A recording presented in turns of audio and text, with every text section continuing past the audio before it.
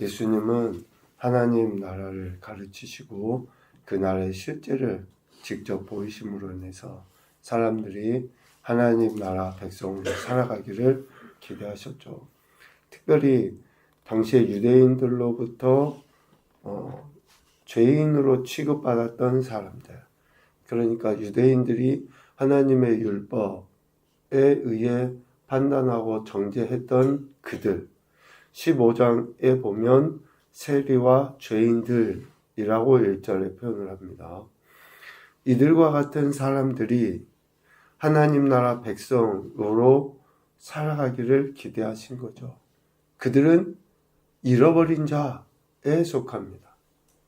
하나님을 떠나 악이든지 아니면 악이가 아니든지 고이든지 아니든지 저들이 하나님을 떠나 사는 그 인생들이 하나님 안에 하나님 나라 백성으로 살아가기를 기대하신 거예요. 그들이 회개하고 돌이켜 하나님 나라 백성이 되는 것을 기뻐하시죠. 이 때문에 제자들을 따로 세우셨고 그들이 제자로서의 삶을 살아감으로 하나님 나라가 그들로 말미암아 더욱더 확장되기를 기대하신 것입니다. 오늘도 왜 우리에게 구원의 은혜를 베푸셨을까요?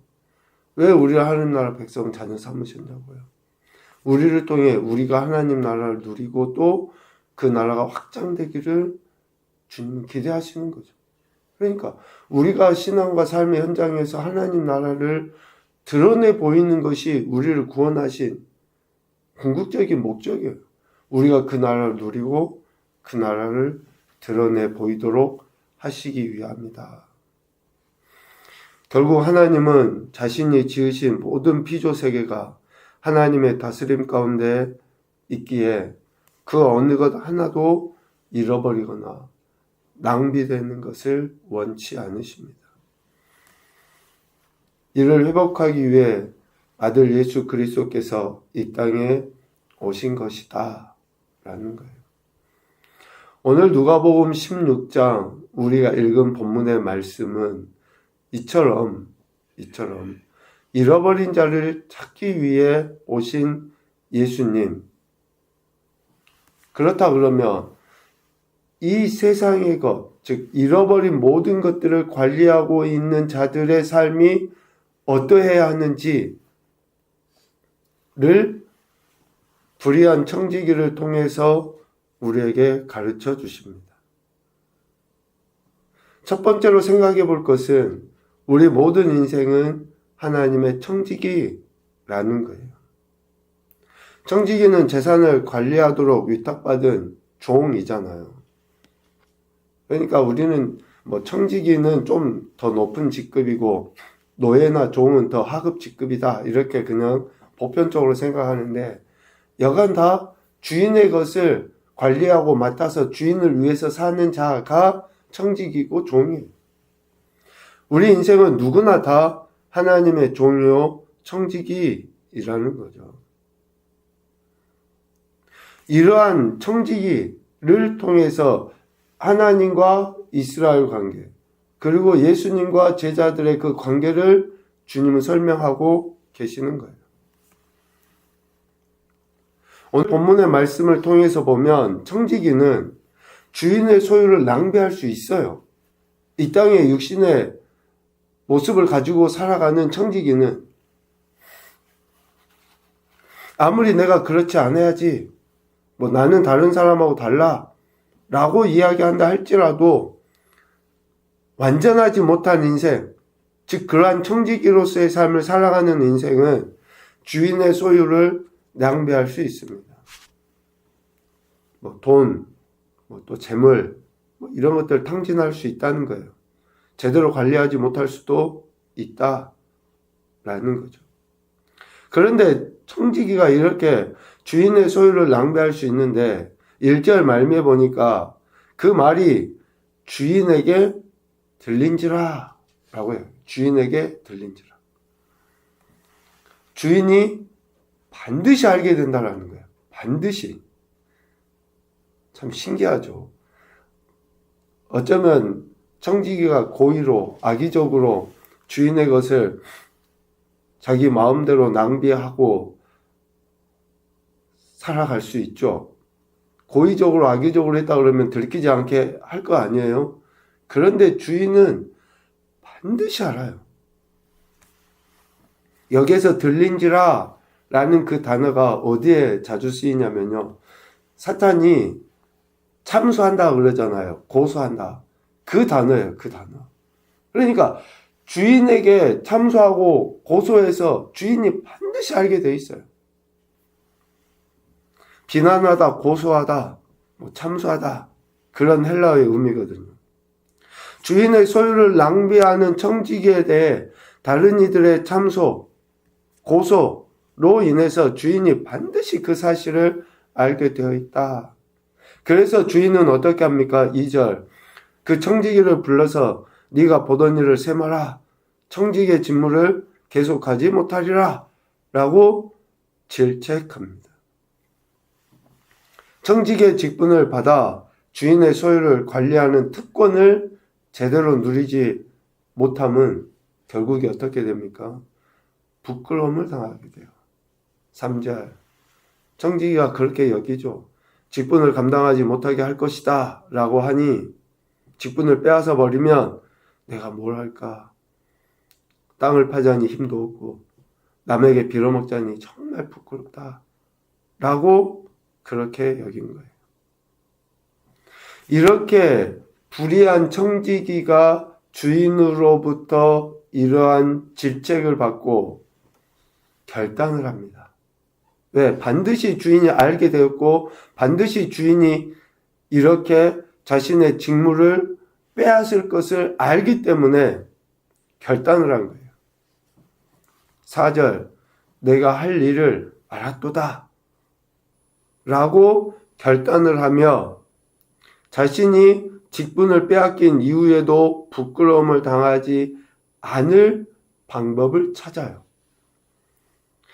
누가복음 16장 우리가 읽은 이 불의한 청지기의 말씀을 잘 이해하셔야 돼요. 왜냐하면 15장에 나와 있는 잃어버린 자들을 찾기 위한 그 주님이 이 불의한 청지기, 즉 주인의 것을 잃어버린 자를 어떻게 대하고 계시고 그의 행동에 대해서 칭찬하신 내용이 무엇인지를 상관하시면서 연관관계를 가지고 읽으셔야 돼요. 오늘 불의한 청지기가 주인으로부터 질책을 받죠. 잃어버린 것에 대해, 주인의 것을 낭비한 것에 대해 질책을 받아요. 그 질책의 결국은 부끄러움이에요. 수치예요. 그래서 결단을 하죠. 내가 부끄러움을 당하지 않을 수 있는 일을 하겠다. 그러면서 주인에게 빚진 자들을 일일이 불러다가 6절, 7절 이야기하는 거예요. 기름 100말을 빚진 자에게는 50이라고 써라고 하고 밀 100석을 빚진 자에게는 80이라고 쓰라고 해요. 지금 이 6절과 7절 말씀은 실질적으로 이렇게 하면 안 돼요. 어떻게 해야 됩니까? 100석을 빚졌으면 100석을 다 그대로 주인에게 갚게 해야 돼요. 또 기름에 대해서 빚진 것도 그대로 다 갚게 해야 되는 거예요. 그런데 이 청지기, 소위 불의하다고 하는 주인의 것을 낭비해버린 이 청지기는 주인의 그 판단에 의해서 청지기의 직분을 감당하지 못하게 될 그때를 위해서 지금 이러한 행동을 하는 거예요. 주인이 청지기의 직분을 빼앗을 그때를 위해서. 그러니까 부끄러움을 당하지 않기 위해 청지기의 일을 하지 못하게 될 그때에 부끄러움을 당하지 않기 위해 보인 행동이라는 거죠. 그런데 오늘 8절 말씀에 보면 이렇게 주인의 것을 자기가 판단하여 직분을 행하지 못하게 될 그때에 부끄러움을 당하지 아니하려고 한 그 청지기를 주인이 칭찬해요. 직접적인 칭찬은 아닙니다. 네가 잘했다 이게 아니에요. 8절 주인이 이 옳지 않은 청지기가 일을 지혜 있게 하였으므로 칭찬하였으니, 옳지 않은 청지기에게 칭찬한 것이 아니라 이 세대의 아들들이 자기 시대에 있어서는 빛의 아들들보다 더 지혜로움이니라. 이 세대의 아들들, 그리고 자기 시대에 있어서는 구분을 시켜서 주님이 말씀하십니다. 지금 이 시대는 어떤 시대예요? 잃어버린 것을 찾는 시대예요. 잃어버린 것을 찾으러 주님이 이 땅에 오신 그 세대. 그 찾는 것이 더 목적이에요. 잃어버린 것을. 그래서 우리가 잃은 양을 찾을 때도 그렇고 잃은 드라크마를 찾을 때도 그랬잖아요. 4절에 보면 15장 4절 그 잃은 것을 찾아내기까지 찾아다니지 아니하겠느냐. 8절에도 잃은 것을 찾기 위해 등불을 켜고 집을 쓸며 찾아내기까지 부지런히 찾지 않겠느냐. 그러니까 지금 이 시대는 잃은 것을 찾기 위해서 온 힘을 다하고 모든 것을 바쳐서 찾는데 지금 목적을 두고 있다라는 거예요. 그래서 이 세대의 아들들이 자기 시대에 있어서는 어둠에 판치고 악한 방법을 사용해서라도 무엇인가 자기의 이익을 얻고 자기의 수치 부끄러움을 당하지 않게 하는 이 시대, 자기 시대에 있어서는 빛의 아들들보다 더 지혜롭다. 하나님의 자녀들의 약점을 너무나 분명하게 알고 있습니다. 먼저 하나님의 택함을 받았다고 하는 바리새인이나 서기관들, 저들은 여기에서 이야기하는 빛의 아들들은 먼저 하나님의 은혜를 경험한 사람들을 이야기해요. 특별히 15장 2절에 나와 있는 바리새인과 서기관들이 수군거려 라고 할 때 세리와 죄인들이 예수님의 말씀을 듣기 위해 모인 것을 원망하고 비난하는 저들을 이야기합니다. 16장 8절 말씀을 다시 천천히 여러분 생각을 해보십시오. 잃어버린 것을 찾아야 될 지금의 이 시대 속에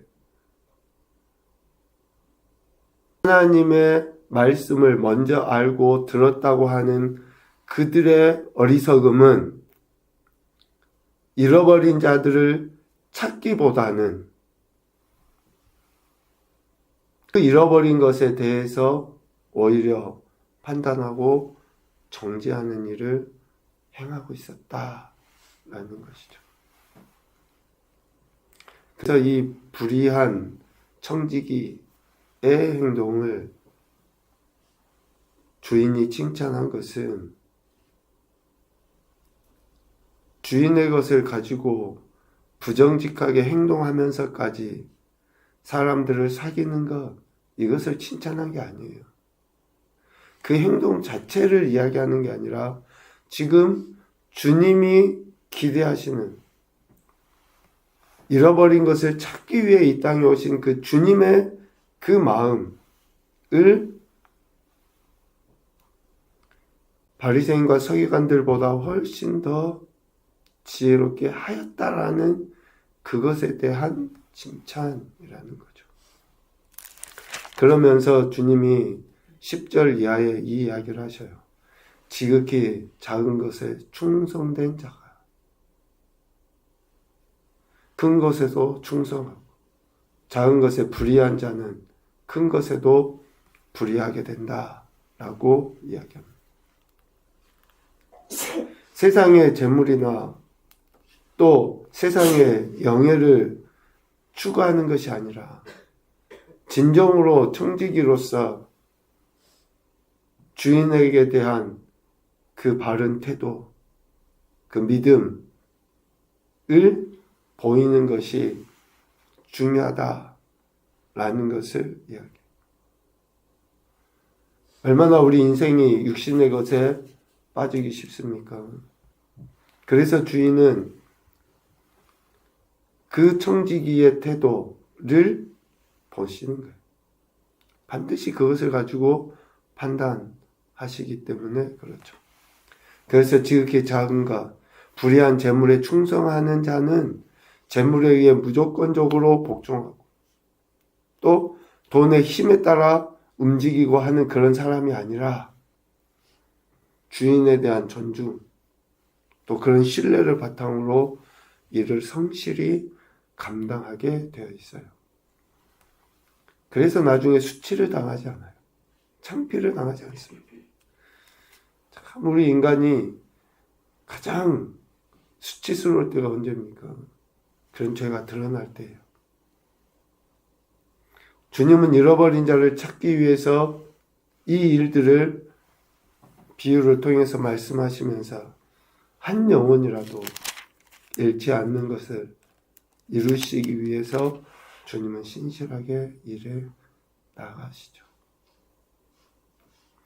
이제 내일 보게 될 본문이지만 14절 말씀을 보는 것도 많이 이해가 됩니다.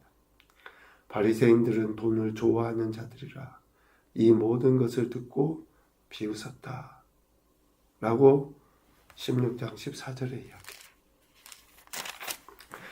하나님은 이 땅에 한 영혼에 소망을 두십니다. 그래서 그 영혼이 회개하고 돌이켜 하나님 나라 백성 자녀 되기를 원하셔요. 오늘 우리의 신앙과 삶이 내가 내 자신을 지키는 자로서 올바른 청지기로서의 삶을 살아가는지 아닌지 또 그런 무익한 종과 같은 존재인지를 늘상 생각을 하고 살펴야 될 것 같습니다. 첫 번째 교훈입니다. 하나님 나라의 일은 하나님께서 기대하시는 삶의 방식을 통해 일해야 한다. 하나님께서 기대하시는 삶의 방식대로 일해야 돼요. 두 번째, 청지기로서 보여야 될 태도인 충성은 주인이신 하나님을 경외하면서 나온다. 주인이신 하나님을 경외할 때에 청지기로서의 태도인 충성을 드러내 볼 수 있어요.